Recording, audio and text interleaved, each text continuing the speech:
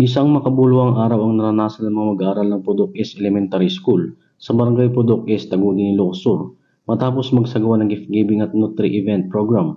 Ang 103rd Maneuver Company, Regional Mobile Force Battalion 1, pinangunahan ng aktibidad ni Police Captain Jakes Darwin Kikulo, Deputy Company Commander.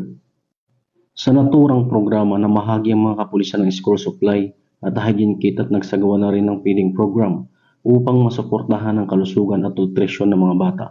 Naging posible ang aktibidad sa tulong ng mga mabubuting loob na benefactors na sina Casey M. Gintaw and Family at Remedios C. Manso and Family, katuwang pamunuan ng paralan sa pamuno ni Ma'am Cherry May L. Hernando. Ipinakita ng gawain ito ng PNP ay hindi lamang tagapagbantay ng kapayapaan, kundi tunay na kaagapay ng komunidad sa pag-aaruga at paghubog ng kinabukasan ng kabataan para sa bagong Pilipinas. Mula dito sa Picadillo, Ilocos Region, ako po ang inyong Police News Network Correspondent, Patrolman Dennis Carenal, alagad ng batas, tagataguyod ng Balitang Pulis.